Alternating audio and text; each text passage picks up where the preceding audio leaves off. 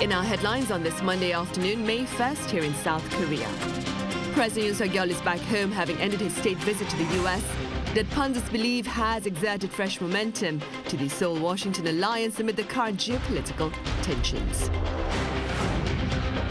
Meanwhile, South Korea's exports retreat for the 7th month in a row in April amid the lackluster global chip market, extending the country's trade deficit into its 14th month. Tottenham Hotspur forward Heung-min nets his 10th English Premier League goal of the season this past weekend, scoring double digits in the league for the 7th straight session. President Yoon Suk-yeol is back home, having arrived in the country Sunday afternoon from his state visit to the US. That being said, our senior top office correspondent Oh Soo-young covers the gains of his latest trip overseas. Touching down in Seoul on Sunday afternoon, President Yoon Suk-yeol returned from his official US visit with a number of agreements aimed at broadening and deepening the 70-year alliance. The most notable outcome was the Washington Declaration, a separate document he produced with Joe Biden following their summit. To address North Korea's growing nuclear threat, the declaration reaffirmed Washington's extended deterrence commitment to defending its ally. It also established a nuclear consultative group to provide Seoul with more insights on how the US plans and acts upon the use of nuclear weapons. Critics, however, say the consultative group may fall short of expectations, as US officials say they do not consider the new body a form of nuclear sharing with the South, like its arrangement with NATO. On the economic front, Yoon's biggest task was addressing concerns about America's industrial guardrails against China and tax credit policies hurting South Korean chip and automakers. Without immediate solutions, the two sides agreed to mitigate uncertainty for the South Korean firms through close consultations in light of the Inflation Reduction Act and the CHIPS Act. Calling himself South Korea's #1 salesman, Yoon held a number of roundtables and business events, garnering some $5.9 billion in investment from US firms including Netflix. Some 50 MOUs were signed among the over 120 corporate leaders who made up his business delegation, focusing on the high-tech and bio sectors, agreeing to join together across all crucial strategic technologies, from semiconductor supply chains to the research and development of quantum and space tech. Yoon and Biden established a National Security Council-level economic dialogue and reaffirmed their commitment to developing the Indo-Pacific Economic Framework. President Yoon also pushed to make South Korea a more active player in global governance. Mr. President, your principled leadership has helped bring us even closer together and has made Korea a global pivotal state. In a speech to Congress, the first in 10 years for a South Korean leader, and in his unprecedented lecture at Harvard Kennedy School, Yoon pledged South Korea, as a past recipient of international support during and after the Korean War, will stand up for freedom and liberal democracy around the world. Yoon's official state visit having set the blueprint for the bilateral alliance and expanding value-based friendship. The president's mission now is to turn his stateside pledges into tangible outcomes for the South Korean public. Oh Soo-young, Arirang News. Staying on the diplomatic front, sources say Japanese Prime Minister Fumio Kishida may fly into South Korea early this month for a summit with President Yoon Suk-yeol. Our Young-min has more on these speculations and their implications. Multiple Japanese media outlets over the weekend have reported that Japanese Prime Minister Fumio Kishida is planning to visit South Korea early this month, with the Asahi Shimbun reporting the trip could come as early as May 7th to 8th. The visit reciprocates South Korean President Yoon Suk-yeol's visit to Tokyo in March, which the two leaders defined as a breakthrough in mending bilateral relations that have been strained over historical issues. Seoul's presidential office has made no official comment on the meeting. Being the first visit by a Japanese leader in over 5 years, it will also mark the resumption of regular reciprocal trips that were pledged during the last summit. In yet another back-to-back meeting in the same month, President Yoon is also poised to visit Hiroshima to attend the Group of 7 summit as a guest from May 19th to 21st. The latest developments come as Seoul and Tokyo have been picking up momentum in their bilateral ties. Seoul has restored Japan to its wide list of preferential trading partners, with Tokyo also having started its own process to do the same. The move also comes as the two nations seek to ramp up trilateral cooperation with Washington against North Korea, which was specifically highlighted during President Yoon's state visit to the U.S., which wrapped up just this weekend. The upcoming G7 summit will likely see a three-way meeting between the leaders. Against its backdrop, bilateral cooperation on defense and stabilizing the chip supply chain are likely to top the agenda. Yoon, Arirang News. On the economic front, exports have been slowing for the 7th straight month amid sluggish global chip market. Now, accordingly, Korea's trade balance remains in the red for the 14th month in a row. Our Isoo-jin has more on the trade figures for April. South Korea's exports continued to fall short of its imports last month. Data from the Trade Ministry released on Monday shows that exports fell more than 14% on year to around $50 billion in April. Monthly exports have seen an on-year decline since October last year. This is largely driven by the slump in the demand for chips, the nation's key export item. Exports of semiconductors last month were down over 40% compared to the previous year, recording an on-year decline since last August. The nation's outbound shipments to China and the ASEAN region both tumbled more than 26%, both areas where a large share of exports consist of semiconductors. The Trade Ministry said that the on-year decline in April's exports is also partly due to the base effect, as last year's exports were the highest ever for the month of April. Meanwhile, imports came to more than $52 billion, down 13.3% compared to the previous year. The drop was mostly due to the value of energy imports falling more than 25.8% on lower global energy prices. Imports, however, of items crucial to the nation's high-tech industry, such as semiconductor equipment and secondary battery materials, rose. This brought the nation's trade balance last month to a deficit of around $2.6 billion.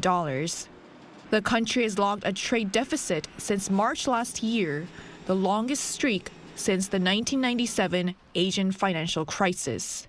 But the monthly trade deficit, which reached over $12 billion in January, is now getting smaller. Last month was the first month since June last year that the deficit fell below the $2 billion mark. The Trade Ministry said that it will focus on finding and investing in promising items that could strengthen exports. Isoo-jin, Arirang News. Meanwhile, here on the local front, sales of eco-friendly cars jumped 43% on year in the first quarter of this year. According to the Korea Automobile Manufacturers Association on Monday, nearly 100,000 eco-friendly vehicles were sold during the January to March period. Hybrid electric vehicles were the most popular, with more than 60,000 cars sold, given their affordability, as well as the limited number of EV charging stations. The association projects sales for eco-friendly cars will continue to climb as new models hit the market this year from Hyundai, Kia and KG Mobility.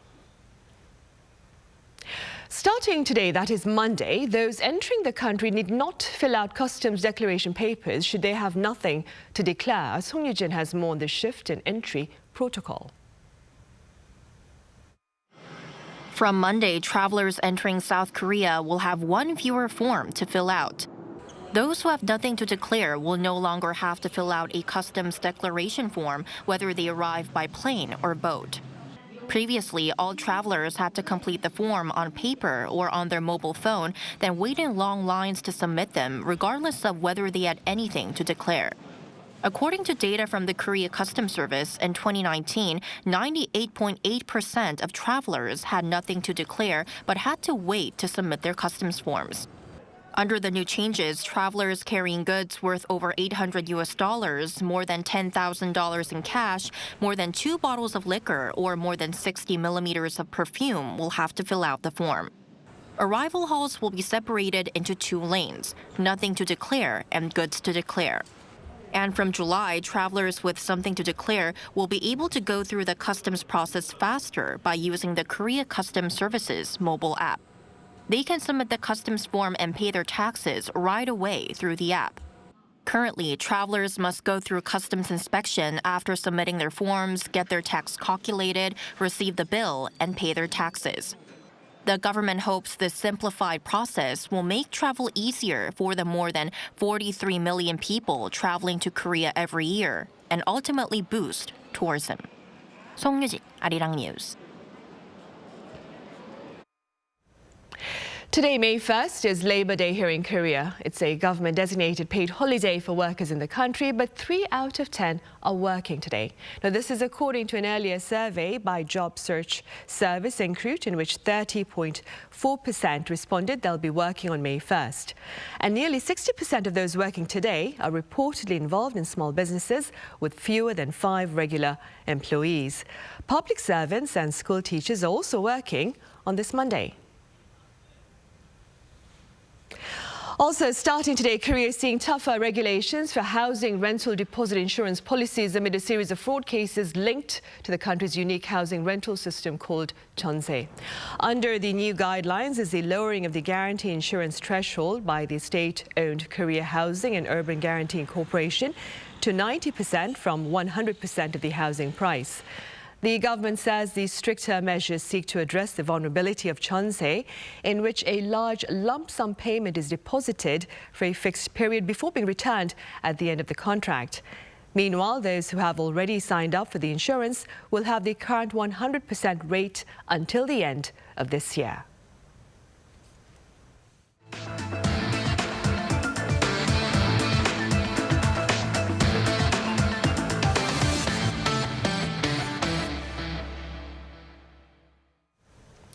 On the international front, Ukrainian soldiers are reportedly poised for a full-fledged counteroffensive against Russian forces in their country. Our Yoon reports. Ukraine is preparing for its spring counteroffensive, with Kyiv's defense minister Oleksiy Reznikov recently announcing that preparations for the counteroffensive are almost complete. On Sunday, a massive fire broke out in an oil depot in Russian-controlled Crimea. Natalia Heung-min, a spokesperson for the Ukrainian Army of Southern Command, said that the attack on oil depot was carried out by the Ukrainian military. She added that the destruction of the Russian military's fuel depot was one of the preparations for that large-scale counteroffensive that everyone is waiting for. However, Mark Galeotti, a Russia security expert from the UK, warned in a Sunday Times article on Saturday that while Ukraine may show confidence in its counteroffensive against Russia, it should be cautious because ammunition and supplies, such as shells, are running out faster than expected. He also warned that Ukraine may face difficulties due to Russia's fortified defenses. Russia appears to have already fortified its defenses in preparations for any counteroffensive. Recently, satellite images have shown that the Russian military has built large fortresses and minefields in the southern region of Ukraine, which is expected to be the main target of Ukraine's counteroffensive. Breaking through Russia's defense network could be a daunting task for Ukraine. Hyung, Arirang News.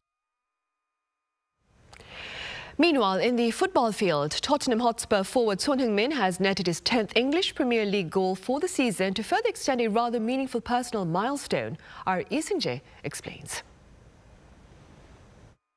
In an epic match between Tottenham Hotspur and Liverpool at Anfield Stadium on Sunday, South Korean national football team captain Heung-min scored Spurs' second goal in the 77th minute as the visitors worked to recover from finding themselves 3-0 down after 15 minutes. Despite a dramatic equalizer for Tottenham in the 3rd minute of injury time, Liverpool came out on top, winning 4-3 thanks to Diogo Jota's winner just a minute later. However, despite the defeat for Sonny, the goal against Liverpool was his 10th league goal of the season, and this means that for the 7th straight season, he has scored at least 10 goals. Having made his Tottenham debut in 2015, Son has scored at least 10 league goals each season starting in the 2016-2017 campaign. That includes his Golden Boot winning 2021-2022 season, where he netted 23 goals to tie with Mohamed Salah of Liverpool as the Premier League's top marksman. Son also has 145 goals in all competitions for the club, making him the 6th most prolific scorer in the team's history. He'll now have his eye on passing club legend Cliff Jones, who is 5th on the leaderboard with 154 Tottenham goals. However, for Son, more important than his latest milestone is his team finishing in the top 4 this season to earn a spot in next season's Champions League. With 4 more league matches remaining this season, Spurs trail 4th-place Manchester United by 9 points, and with the Champions League spot still mathematically possible, they'll need results elsewhere to go their way. However, Liverpool leads Tottenham by 2 points with 5 more matches to play, while United has 6 more games, leaving Sonny and his Tottenham teammates with a tough task ahead. 이승재, Arirang News. Back at home, a growing number of retirees here are showing keen interest in the running of small, smart farms as they seek to start a second chapter in their lives. Our Chung-Won-ju tells us why. Ginseng sprouts grow in this 26-square-meter greenhouse. It can be seen as a smaller version of a smart farm. Everything from temperature and humidity to water and liquid fertilizing is managed automatically. Music is also played to help the plants grow. The farmer has been retired for 2 years, but these small smart farms enable him to continue to earn money. It costs him around 1 billion won to operate 20 small smart farms. His monthly income is around 30 million won. With these smart farms, I come for a bit and get done what I need to fairly easily, but my income has gone up considerably. This is a company in Gyeongsangnam-do province that manufactures small smart farms. It provides overall smart farm services such as manufacturing equipment, seedling supply, crop purchasing, and distribution. Sales in 2019 were around 2.2 billion won and recorded 32 billion won last year. That's a 15-fold increase in just 3 years. It also means that more people are now operating small smart farms. We get so many retirees. Many actually retire early. They come to our smart farm after contemplating about what to do after retirement. The global smart farm market size last year was 482 trillion won. The South Korean market is predicted to grow to more than 5 trillion won by 2024. More people preparing for life after retirement are expected to increase their interest in small smart farms. Chung-Won-ju, Arirang News.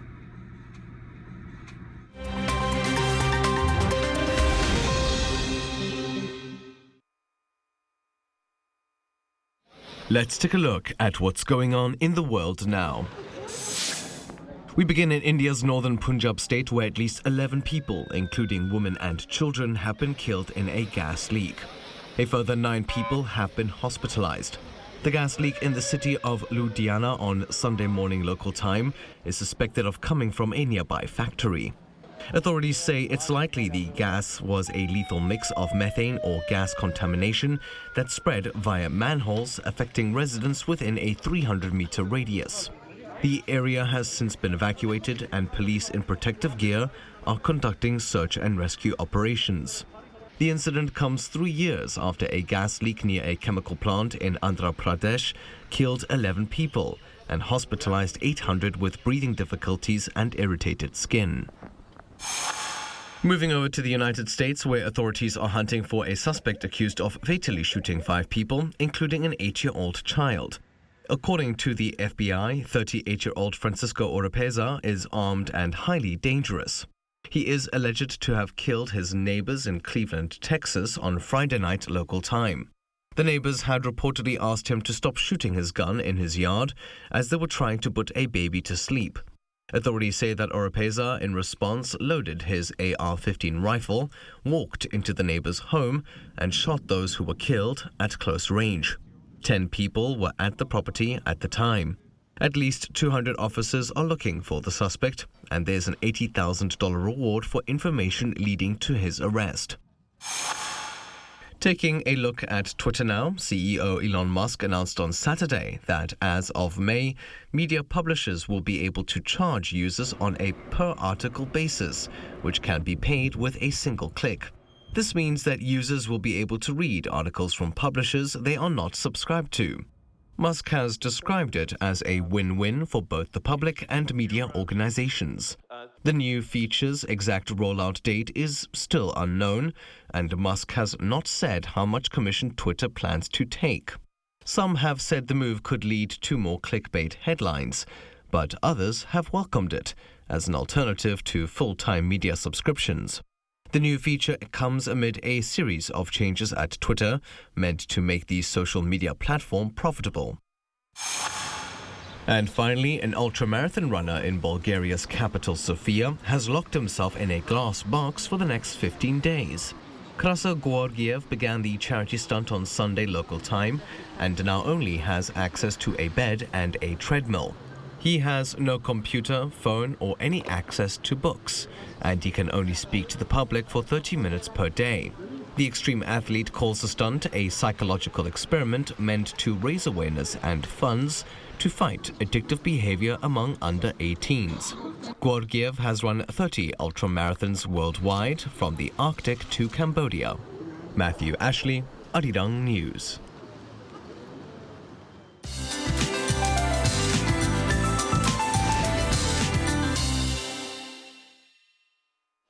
Good afternoon. It's great weather for outdoor activities. Such a refreshing start to the new month for most parts of the country. And we are seeing a natural green background with flowers in full bloom. It is a pleasant Labor Day with big gaps in readings across much of Korea. However, Chungcheongdo provinces and some southern regions had bad dust levels this morning, but air quality will improve as the day goes on, while the rest of the country will have good air quality all day today. Most areas are seeing highs in the low 20s this afternoon under sunny skies nationwide. Meanwhile, a dry advisory has been issued in east of Gangwon-do province with strong winds expected in the area. Temperatures rise further tomorrow and they will stay warmer than average throughout the week. Then there is a chance of rain on Thursday on the south coast and Jeju Island. Then Children's Day this Friday looks to be a cloudy one. And Saturday marks Ippa, the beginning of summer on the seasonal calendar. That's Korea for you, and here's a look at the international weather conditions.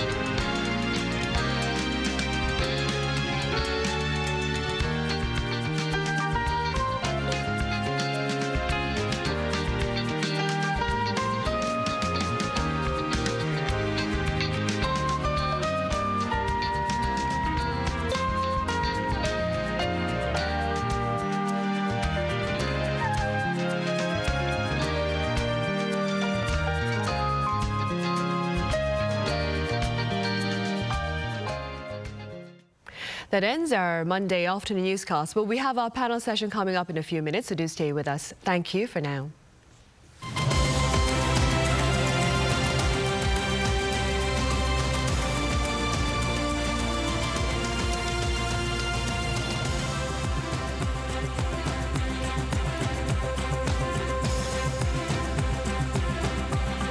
I'm live!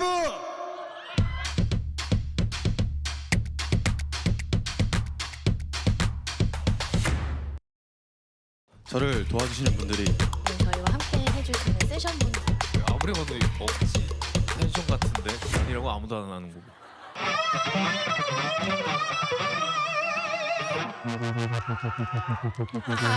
좋아요.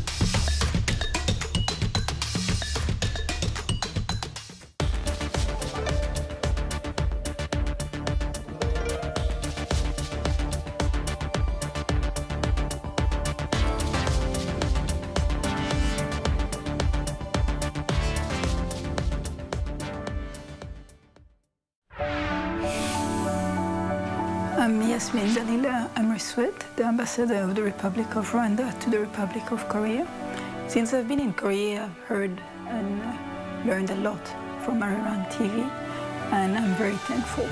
Arirang TV has been a very good media diplomacy partner, and I've learned a lot through the content and the programs. Korea has been shining, and I've been having this feeling and this perception thanks to the content and the work of Arirang TV. I look forward to see Arirang TV continue to take the lead in this Korean, in giving the world Korean information about the culture, the IT information, and everything surrounded it, resonating with the world. Arirang.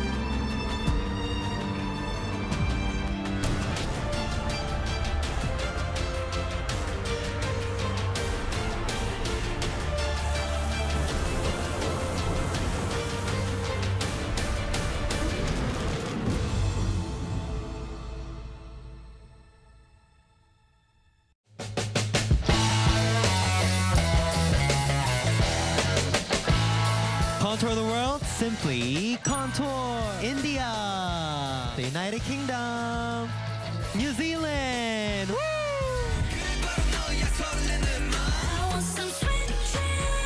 I'm excited. You excited? Of course. Yeah.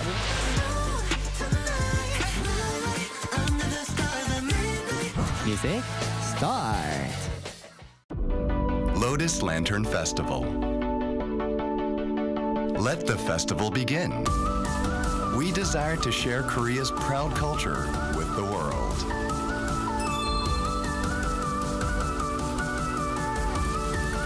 So that people can have a time of healing just by watching and become happy as they enjoy the festival. So that joy can stay in their hearts the moment they encounter our festival. That is the reason we want to share our culture with the world.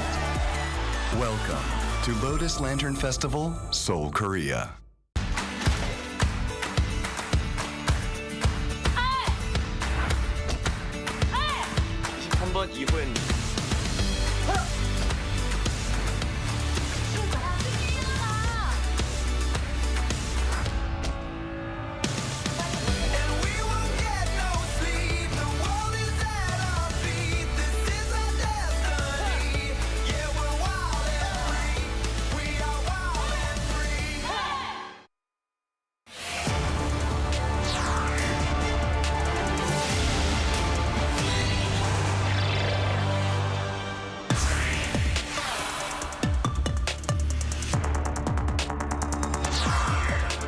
The Washington Declaration aims to allay anxiety over Pyongyang's nuclear weapons ambitions by establishing a consultative body intended to give Seoul more say in how the US and South Korea counter threats by North Korea. So what are the implications of this declaration on regional tensions? How does the Washington Declaration compare to the nuclear deal between the US and NATO? And what are now some of the diplomatic tasks ahead for the Yoon administration? Welcome to Issues and Insiders. Today we take a look at the diplomatic advancements made during President Yoon Suk-yeol's state visit to the US last week. For this, I have Professor Kim Hyun-wook from the Korea National Diplomatic Academy here in the studio. Professor Kim, welcome. Thank you for having me here. I also have Dr. Stephen Nerpa at Asia Dialogue Live on the line over in Honolulu. Dr. Nerpa, it's a pleasure to have you with us. Thank you. A pleasure to be back. Right. Professor Kim, let's start off then with your overall assessment of the latest Yoon-Biden summit. Well, I think his singing American Pie was very impressive. I heard that he is a very good singer, and I think he has very strong point in his skinship diplomacy, I think. Overall, I think this meeting was very meaningful because during the past 10 years, South Korean government's policy was skewed towards China. Leaning toward China and also trying to be balanced between the U.S. and China. That gave a wrong signal to the United States about the position of South Korea. And now the U.S.'s Indo-Pacific strategy is now going on, but I think until now the pivotal allies in this region, from my perspective, seems like Japan and Australia, not South Korea. So I think we have an obligation to restore the alliance back to previous solid conditions. And in that sense, I think this was a very important momentum for the alliance. Right. And Dr. Napa, what is your take with regard to the latest summit between Presidents Yoon and Biden? Well, I would agree with Professor Kim that it's important, especially on the 70th anniversary of the alliance. There was much to say, much to celebrate, but also it's an important time, as Secretary of State Blinken said in the segment that you broadcast earlier. Korea is recognized by the United States as a, quote, pivotal global player. And that means it's important for the United States and South Korea to be on the same page relative to concerns about the DPRK, relative to other regional developments to include China, the Taiwan issue, and of course, Ukraine. So to consider this meeting in the context not only of the U.S.-Korea bilateral, but also the upcoming meeting with Japan and also the G7 meeting. So it shows a rather heady steam for South Korean diplomacy now. Right, indeed. Professor Kim, let's now turn our attention to the Washington Declaration. First then, what are the implications of this particular declaration on regional tensions, do you think? I think the creation of a nuclear consultative group was the key issue in the Washington Declaration. After the Ukraine war, in Asia, which is different from NATO, allies like Japan and Korea began to doubt the credibility of U.S. extended terms to allies. I mean, NATO countries got together strongly to cope with Russia, but it didn't happen in Asia. And South Korea too. Last year, the North Korea began to test its new missiles and also nuclear warhead-tapped missile tests happened last year and early this year, and South Korean people began to feel insecure. Public poll says that almost more than 75% of South Korean people answered that we need our own nuclear weapons. So I think in that sense, this was very meaningful because before the United States did not share anything with South Korea about the U.S. nuclear operations in the Korean Peninsula. I mean, the Strategic Command did not share anything with the South Korean government.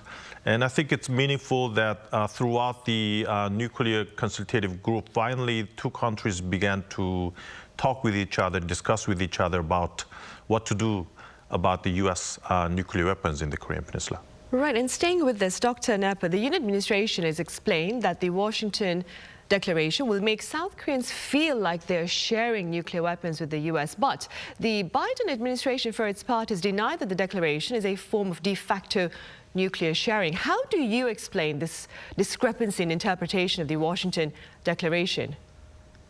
Well, they're different interpretations, but they're not necessarily discrepancy, and they're not necessarily mutually exclusive. If it makes South Koreans feel more secure, that is certainly a good thing. And the United States has very strict protocols about the control of its nuclear weaponry, and that's not going to change.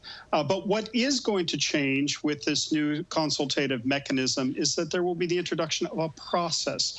And the process implies more information sharing, more coordination, more understanding of those nuclear protocols, and that's incredibly important. Couple that with economic security concerns and the need to address those better, and that comes out to be a win-win for both Korea and the United States. And staying with that, Professor Kim, under the Washington Declaration, the plan is to form a nuclear consultative group. What more can you tell us about this particular group and Seoul's potential role in it? As I have mentioned briefly, last year, South Korea and the United States went into a series of process of how to bolster the U.S. extended deterrence to South Korea. And last November at the SCM meeting, which is Security Consultative meeting between two defense ministers of South Korea and South Korea and the United States, the agreement came out that the two countries will strengthen their discussions on information sharing, strategic planning, and processes of discussions, and finally execution, which is military exercises. So I think at this time, nuclear consultative group is something that they finally began to institutionalize some of the arena that they can really discuss these issues. The role of Seoul is very solid, which is different from the NATO's nuclear planning group. It's a multilateral group. 30 countries participate in the NATO's nuclear planning group. And I think the only key countries that participate actively in the nuclear planning, strategic planning in NATO is US and England. Other countries just follow the decisions made by them. So, but in contrast, this is bilateral group. Nuclear consultative group is bilateral. US and South Korea are the only players in it. We have no other way but to participate and voice our opinions about the U.S. Nuclear operations. So I think even though we don't have U.S. Tactical nuclear weapons in South Korea, I would say the consultation mechanism is much stronger than NATO's nuclear planning group. Right, and keeping in mind what Professor Kim has just said, Dr. Nerpa, what more can you tell us about the difference between the nuclear consultative group and the nuclear planning group that Washington shares with NATO? Sure. Well, they're quite different, and I wouldn't overplay those differences anything of concern for Korea. The NATO one is bound by more of a common agenda, especially in light of Russia's aggression. We need to remember that there are three nuclear powers, the United States, the UK, and France involved. It is twice-a-year meeting with defense ministers, and so it is a more formalized mechanism. This is a step forward between South Korea and the United States to create a mutual understanding and to share information. So it's not truly a formalized process, at least not yet. And it's most likely that Japan will be brought into the process in a trilateral type of arrangement. So in terms of creating a foundation for regional structures in Northeast Asia, this could be the beginning of enhanced communications and a more effective dialogue mechanism. At least that's the aspiration. Right. And moving forward, Professor Kim, Presidents Yoon and Biden have agreed to broaden their alliance to promote peace and prosperity beyond the Korean Peninsula. How do you respond to this perhaps ambitious joint endeavor? The alliance has been transformed into comprehensive strategic alliance in the year 2009. But it has not been really well implemented because of China, the rise of China. South Korea was pretty much, passive in dealing with regional alliance activities because South Korea was thinking that maybe China can do some kind of important role economically and also in denuclearizing North Korea. But I think this time two countries are kind of stepping further in dealing with regional issues. One important issue, I think, is Taiwan Strait issues. I mean, they did not say Taiwan Strait, but at the statement, two countries stipulated that they oppose the changes of status quo in the Indo-Pacific area. I think that includes the Taiwan Strait area. But this is very important for South Korea. It's not just an issue that sidelines with the United States and hassles with China, but it is an important issue for the security of South Korea. Because if something happens in Taiwan Strait, if some sort of military conflicts happens between the U.S. and China, that doesn't happen only in the Taiwan Strait area. That is something that is enlarged into the entire regions. Japanese and South Korean military have to be embroiled, even though we don't want it, because U.S. forces in Japan and South Korea will be targets of Chinese military attack. So I think, having said that, I think the South Korean position should be that we do not like any kind of changes in the status quo of this Taiwan Strait, because that is something that if affects the security situations in the Korean Peninsula negatively. And staying with that, Professor Kim, how does Seoul's growing alliance with Washington look to affect perhaps its future ties with neighboring Beijing? Now the situation is totally different from the past. I mean, during the Obama government, Obama wanted to have a very good cooperative relationship with China, calling it as G2. Trump government also began to, bash China, but it did it, alone. It did not ask allies and partners to be on the side of the United States together to deal with China.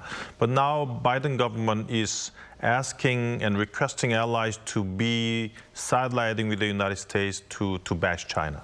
So it's a zero-sum game. We have no other options but to be sidelining with the United States. I mean, before maybe being balanced between the U.S. and China was okay. I mean, we can guarantee our own diplomatic space between U.S. and China, but I don't think that is possible anymore. It's a zero-sum situations, and being in the middle is not an important option at this juncture. Right. Dr. Nerpa, Washington reportedly briefed Beijing in advance about the Washington Declaration. What do you suppose are the implications of this particular reality? Well, we've seen the implications, which are China has objected fairly strongly to the Washington Declaration. And I think we need to be very careful here, because as much as the United States and Korea appear to be in an alignment, and as good as the meeting may have come off for bilateral relations, there are some differences, and Korea needs to be careful not to overextend. The Americans need to be careful not to imply that for Korea, because China is its biggest neighbor and its biggest economic partner. It's also important relative to some of the economic differences between the United States and South Korea. And South Korea needs to stand strong on issues like chips and electric vehicles. And the United States, as an ally, should be willing to give more, and also appreciate the fact that South Korea is the largest single foreign direct investor in the United States since 2021. And so those investments in the U.S. and the jobs they've created in the United States are terribly important. That is not lost on China, to your question. And so China is concerned about the back and forth, about the growing economic relationship and cooperation between South Korea and the United States. And with this growing bloc mentality, China, Russia, and the DPRK seem to be allied and at a schism with the United States, South Korea, Japan, Australia, India, and their other partners. Right, and Dr. Nerpa, this is an impromptu question, but we have had the Taiwanese foreign minister talk about a potential war breaking out in the Taiwan Strait in the year 2027. If that is the likely scenario in the future, what is a stance that perhaps South Korea could take up right now to kind of defuse that situation in the future? First of all, do you think there will be warfare in that region in the year 2027? Well, I would like to think not. It's in a significant year, given the 100th anniversary for the PRC. But the issue really is, to what extent are those contingencies in place for South Korea, were that to happen? I think we have to be careful not to corner China. And what we need to be doing in the international arena is to encourage responsible Chinese leadership. And we're not really doing that right now. There has been this drift to point out the deficiencies, and those are real. There are many, many concerns, from technology to trade intel, etc., human rights. But the fact of the matter is people will have to do better to find ways to promote that responsible Chinese leadership if there's to be peaceful coexistence, if we're to avoid a conflict over Taiwan. And let us hope that China walks away with the message from Russia's aggression in Ukraine that the cost is very significant, both by way of sanctions and unanimity in the international arena, and what that would do for China, which has much greater economic interdependence and needs those international allies more than a much smaller Russian economy, and that economic cost for China should dissuade them from aggression in Taiwan, if that makes sense. And the economic bottom line is absolutely critical. But we need to be working and developing contingencies to prevent that, to prevent conflict, and to try to find ways to guarantee economic security, diversification of supply chains, and to protect the types of communications and economic nodes that are so vital for Taiwan as a partner and as a friend to South Korea and the United States. Right, of course. Dr. Nepper, U.S. President Joe Biden on several occasions applauded President Yoon Suk-yeol's efforts to better engage with his Japanese counterpart, Fumio Kishida. Do you agree that Washington has strategic interest in able ties between Seoul and Tokyo? Oh, absolutely. Both Seoul and Tokyo represent Washington's closest allies in East Asia. And so they have long wanted to see the impasse of the last several years moved beyond. They would like to see warmer ties. And it seems that the intent of both the Yoon and the Kishida government is to do that. And so the meeting that takes place around May 7th, 8th, with Kishida's visit, a return visit relative to Yoon's visit in March, as well as the G7, which will take place in Japan. And so that sit down in Hiroshima will be very important. It's important for Korea's status to be there with the G7 nations. And so it's important as we move forward to have good coordination relative to DPRK concerns, especially the missile and nuclear development, relative to China, and relative to Russia's growing aggression over Ukraine. And so that community of nations, to include the United States, Korea, and Japan, incredibly important.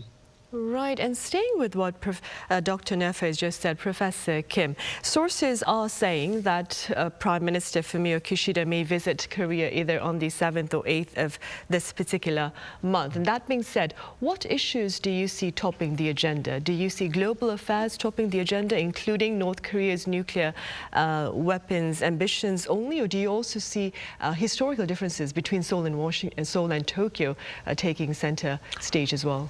So Japanese media reports that maybe, Prime Minister Kishida would not talk about the historical issues much. I mean, that is not really a good issue for him to talk for domestic politics.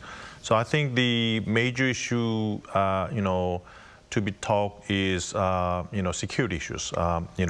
Japanese government has been, keeping an eye on what happens at the Washington Declaration between the U.S. U.S. and South Korea, because that is also a very important issue for Japan. Because, Japan thinks that Taiwan contingency is Japan contingency, and they are also worrying about the U.S. nuclear umbrella in this reason. Of course, they don't want nuclear weapons to be deployed in the Japanese territory, but they think that there should be nuclear umbrella strengthened in this region, maybe deployed in Guam or somewhere, because they're worrying that the U.S. does not have any kinds of massive conventional weapons, or the U.S. does not have any non-strategic nuclear weapons in this region to deal with possible Chinese use of non-strategic nuclear weapons in the case of Taiwan's trade contingencies.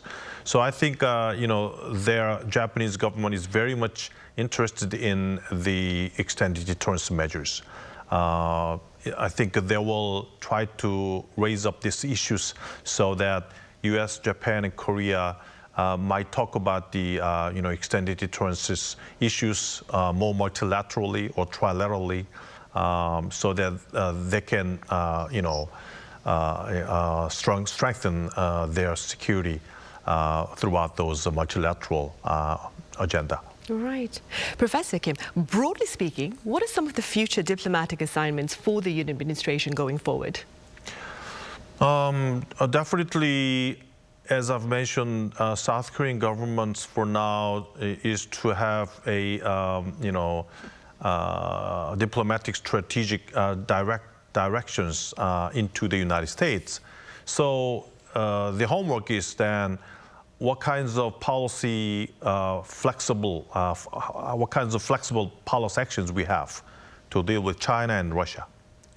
That doesn't mean that we are balanced, but there should be more flexibility required to deal with China and Russia so that the relationship would be still not damaged. The relationship with China and with Russia would not cross over the red line.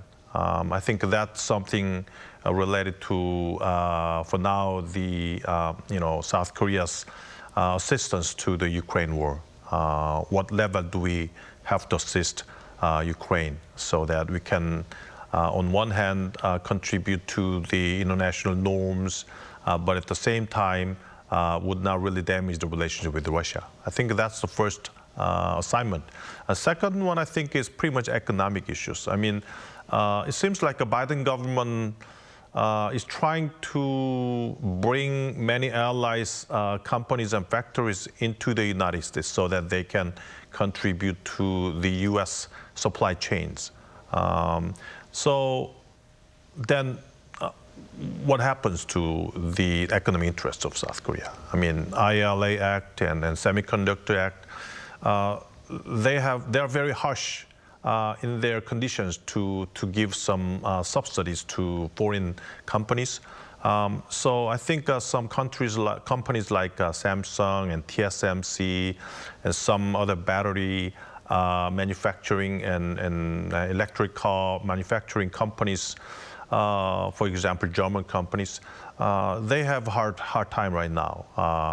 It should be a win-win game, a win-win relationship, but it seems like it's pretty much leaning towards more towards a U.S. interest rather than other allies' interests. So how can we deal with those economic issues with the United States? I think that's a very fundamental homework for us. And it's also a very daunting task ahead then. All right, Professor Kim, as always, thank you very much for your time and your thoughts today. And Dr. Nerper over in Hawaii, thank you so much for your insights today. Aloha, thank you.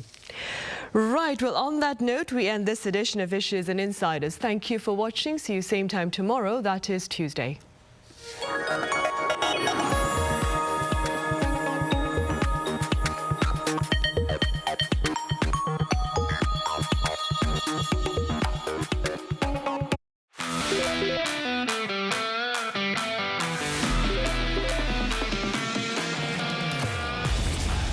K-animation, loved and watched around the world. We want to make more animations to reach more children. Traveling time and space. Developing adventure and curiosity. Infinite creativity and hope. We want our children to grow up to be happy. K-animation, watched by children all around the world.